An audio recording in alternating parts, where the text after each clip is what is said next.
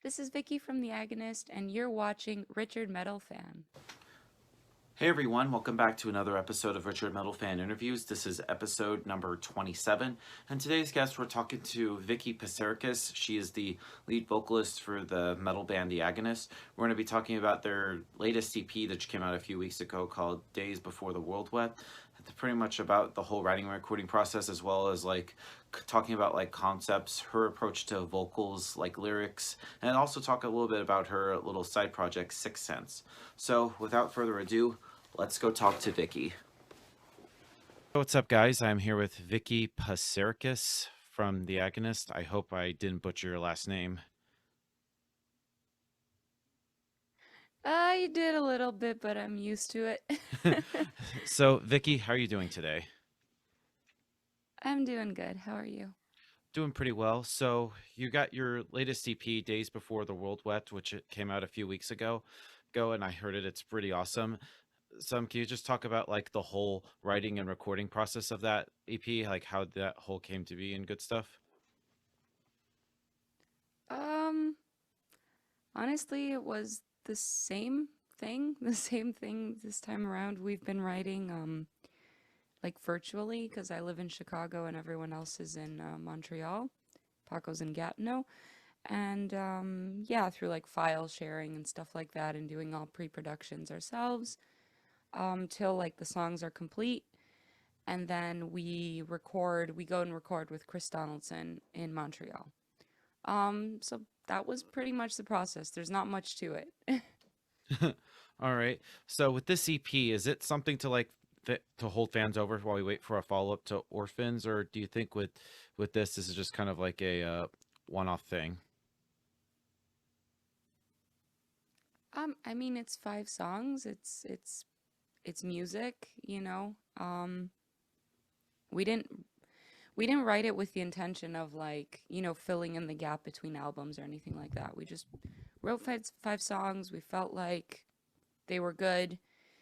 It was very thematic, very conceptual, so we put them all together and we made an EP. We could have written more songs, but you know, sometimes it's not always necessary. Hey, all right. And I know it's pretty concept driven. It's like does it follow Orphans, or with this EP is it like a new concept? It's its own thing for sure, thematically, lyrically. However, there are a few songs that you could say there's similarities both in the music and both in the lyrics. But Orphans wasn't a concept album, so that's the big difference. All right. So with the concept, do you usually have it in mind, or does it just come naturally and organically? The second, when I start writing lyrics, I don't map them out in advance. I don't have a whole story in my head. I just listen to the music, and based on what the music is telling me, if that makes sense, Yeah. I kind of come up with the words. I always want the lyrics to match the emotion that the music is giving me. Okay.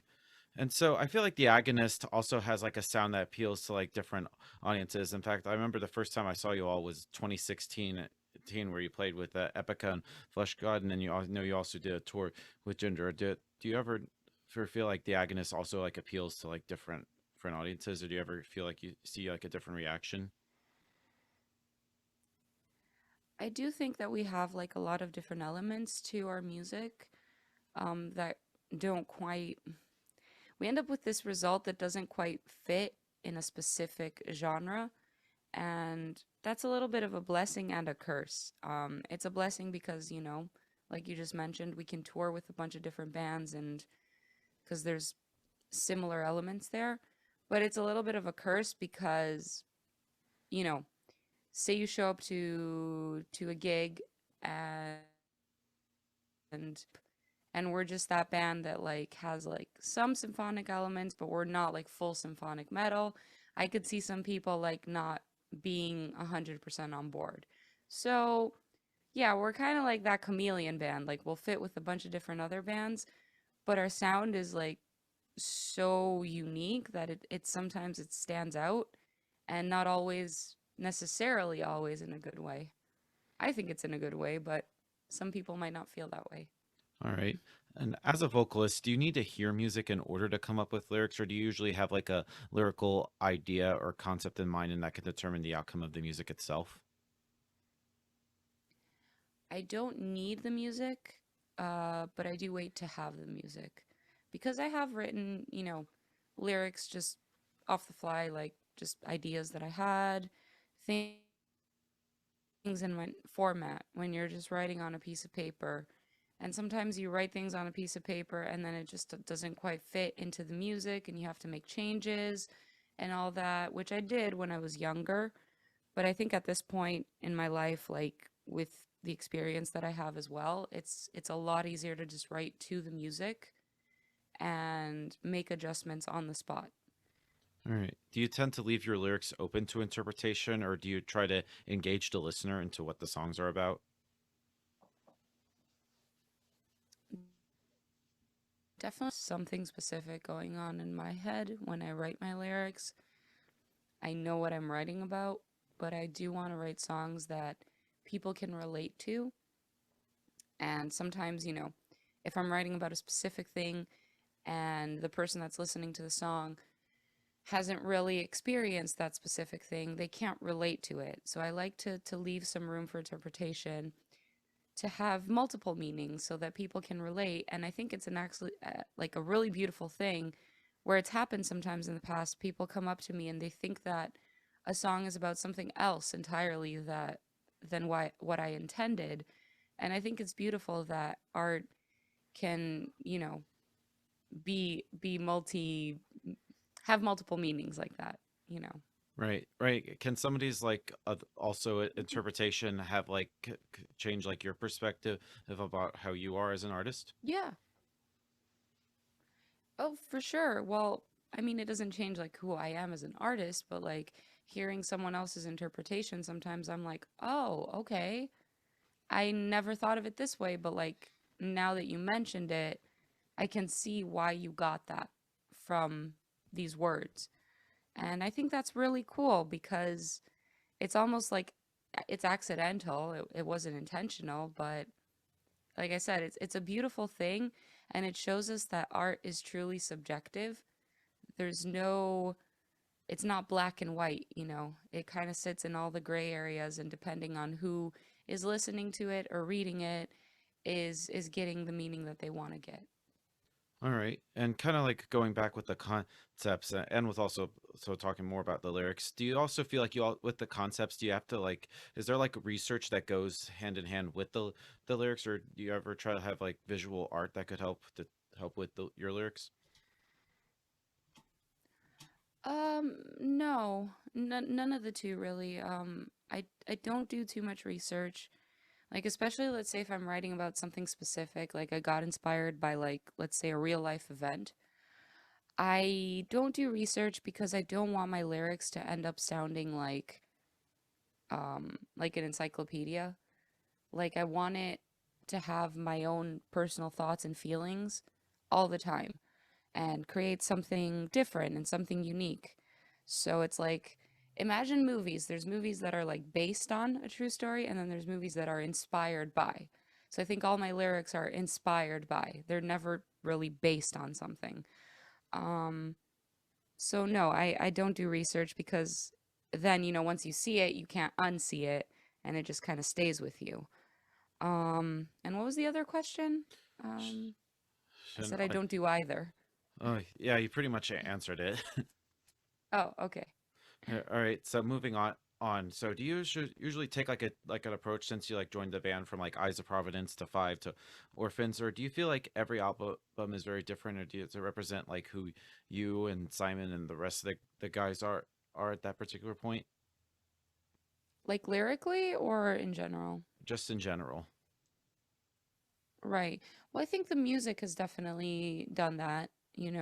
It's changed throughout the years, and it's probably changed because what we were feeling in the moment turned out to be that. I don't think it was intentional. So definitely, we're a band that, never we never put our sound in a specific box and said we're going to be this band. Um, and then lyrically, I think again, it just depends on the music, what the music is inspiring me or whoever else to write about. Right. So you basically just take a different approach with every album. There's not like a formula that you stick with. Nope, not at all. It's really expressive and it's very, I hate to say this because I don't, like, I can write lyrics to anything that you give me, but I do try and keep that magic and that inspiration and what I'm feeling in the moment and preserve that, even though I'm a professional musician and, I have the capability to write to whatever you give me. When it comes to my own band and my own songs, I want to preserve a little bit of like, oh, what was the first idea that came to mind? I'm going to go with it because, there must be some magical reason that that was the case. So I don't overanalyze, I don't do research, I just go with my gut. All right. All right. So do you usually tend to like write alone or do you need like input from the rest of the band to help? I usually write alone. I write alone to the point where I'm happy with it and I record it and I send it back. And if there's a part that I feel a little bit iffy on or if they have any suggestions on how to change something, they'll let me know, but that doesn't happen too often. Usually things kind of stay as I write them, and the only changes that I can think of that have been made are like structural or like a rhythm here or there. But yeah, usually I just do my own thing and it 90 something percent of the time stays like that. All right. And moving on to like talking about your vocals. I feel like you have a great different usage of your voice with the screaming and singing. Does that pretty much also express like a different side of you emotionally? Um, well, I think there's a lot of okay, so like there's screaming and singing. Those are like the two main categories, but within each of those categories, there's like subcategories. Um, and I just really use like all my vocals for like the different like to me singing or vocals in general, there's like I take a voice acting approach and what are the lyrics saying here? What is the line? What is the emotion I'm going for? Am I going for anger? Am I going for sadness? For exasperation? For happiness? Like, and I find like the vocal style that fits for that. And sometimes you can portray, anger. You can portray it both with screaming and with singing. Um, I don't, I don't like this approach where it's like, oh, we have the screams to show like all the angry intense parts and then we have the singing for all like the softer parts. I don't think it's black and white. I think there's variation within the two. So it really just depends on what the music's doing, what I feel like doing in the moment. Like, what is the riff telling me to do? Should I sing here? Should I scream? And then I find the vocal style that works with the lyrics. But again, it's all very intuition based. Like, I go with my gut. Awesome. So a lot of people would say like screaming from the outside would just represent anger, but I feel like if you listen to like gutturals from like a deicide song or something different from like shrieking from like Emperor or something, I feel like your style, kind of like there's like elements of like despair or defeat and victory if you know what I mean. Hmm. For sure. And this is the thing with screaming and how much it's evolved since people first started doing it. It was initially just this like angry, sort of barbaric thing, but it's evolved so much. There's like so much theatrical approach you could give to your screaming to portray different emotions.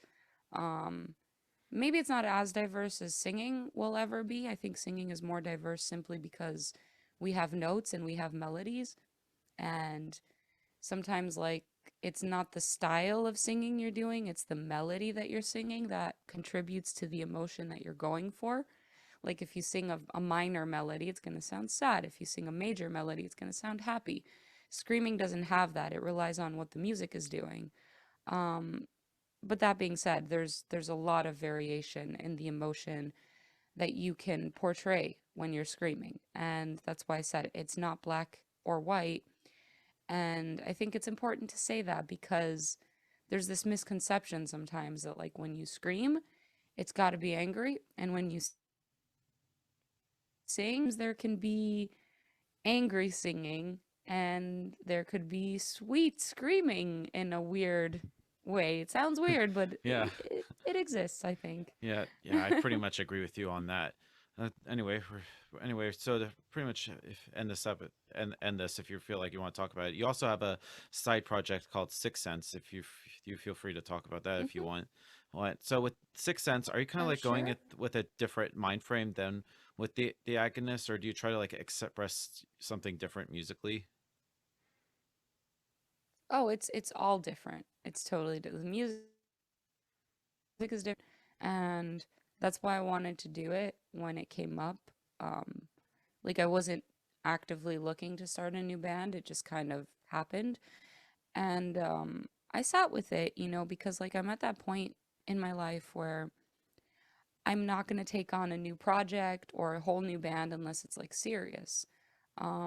It's not a hobby. Like music for me is my full-time job right now. So I sat with it a little bit and wondered like, do I want to do this? And then the answer for me was yes, because it's so different from what I'm doing with the Agonist, but it's also a side of me musically. Like it's more in this like new metal, rap rock sort of vibe, hard rock, where totally different from the Agonist. Yeah. And it's a part of me. Like I grew up listening to bands that sounded like that. So, I can't do that stuff with the Agonist. It wouldn't fit. But here it's like it fits like a glove. So, yeah. Yeah, I agree. I love that new metal stuff when I was like 12 years old. Yeah, Yeah. it was really like the genre was really like a gateway for a lot of us to get into heavier music.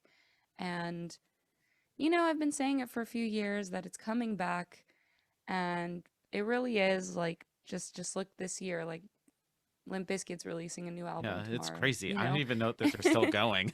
Like, and I always like love that stuff. Yeah, I always like it. Like one of my the bands that really got me into music heavily was the Hybrid Theory by Linkin Park. Like, if it wasn't for that, I wouldn't have of gotten into course. like Tomb of the Mutilated by Cannibal Corpse. If it wasn't for System of a Down's Toxicity, I Yeah. wouldn't have gotten into like the Satanist by Behemoth. And they're like a gateway ways for everybody. And a lot of people would always like to shit on new Yeah, metal, and I'm like, okay, so when you were a of would you course. like be freaking like skipping to school with your lunchbox listening to like Once Upon the Cross by Deicide? Like, come on. Yeah, no, that's exactly how I feel. And when we released our first single with Sixth Sense, there were a few people that, first of all, there were people panicking. They're like, "Does this mean that you're no longer in the Agonist?" I'm like, "Oh my God, here we go." Yeah, Um, those fans. like I think people have a hard time. Yeah, they have a hard time accepting that like, no, maybe I can be in two bands. And second of all, a few people were like, they took it personally. They were like, why would you do this when you have the Agonist and it's so much better? And I'm like, well, that's your opinion. I don't think one is better than the other. They're two different sides of me, two different genres of music that I love. And if I have the opportunity to put out music that, new metal and like rock music in general appeals to more people. Like let's be honest, extreme technical death metal is a niche and it appeals to certain type of people which I love. I'm one of those types of people. But, rock music, new metal music, it appeals to a larger audience. So if I can create music that can potentially inspire other people in the future to come on over to the dark side and listen to like heavier music because of that. Why is this a bad thing? Exactly. Hey, so with Sixth Sense, can we maybe expect like a full length of that, or maybe even possibly some touring ring as well? So, to be completely honest, we do have material for a full length, but we're choosing not to put it out because we're a brand new band. And I feel like if we were to just drop like 10 songs right now, a lot of them would go unheard because people's attention spans aren't great to begin with, and we're a brand new band. People don't know us, so it's like I don't want to drop, this piece of music that I think is excellent and have it go unnoticed. So we're kind of taking a little bit of the single approach for now. We're gonna drop another single in a few months. Um, and we'll see how it goes. We're starting out. We're unsigned. We're kind of doing this on our own for now. So we'll just like, I don't know, read the vibes, see what people are saying, what people want, and what we want to do, and just make decisions based on that. Awesome. So before we go, I just want to thank you for this interview. Is just anything else with Six Sense or how even the Agonist that you would like to promote for the release of Days Before the World Uh, Wept? Is can we maybe expect maybe some new touring tours and maybe make up those tour yeah. dates with Flesh God because I'm way overdue to see you guys. I've only saw you guys once with Flesh God on the Epica tour, and I have Yeah. like the poster right in the back right there. Oh yeah, I see. Yeah, I mean, I would love to redo that tour with Flesh God, like 1,000%. I don't know if it's going to be that specific tour that's redone. I think they're one of those bands that like for sure we need to tour with again. So there are no plans on that specific one for now. There are other touring plans though. There is a North American tour in the works that's going to be announced this month, later this month. I mean, we're at the end of the There's month. European festivals. Yeah. Not for it's for next year, but it's going to be announced this month. Oh, Um there's yeah, rescheduled European festivals, hopefully South America. We're just kind of waiting to see what 2022 is going to be like and if we can tour and there's no restrictions like there have been and possibly more music videos. Like I said, a new single with Six Sense in a few months. And I think I'm just like at that point in my life where I'm doing full music full time. So there's always going to be stuff coming out with either one of my bands, or if like my two bands don't have anything coming out, then I'm going to drop a cover. I just want to, I'm at that point in my life, like I said, where I just want to keep doing music. So I don't think you're ever going to see a period of like, let's say 6 months with me not putting anything out. There's always going to be something. Or like guest features. I did a bunch of guest features like this year and last year that are going to come out. So really, really exciting. awesome. So everyone, Vicky from the Agonist, we'll see you next time.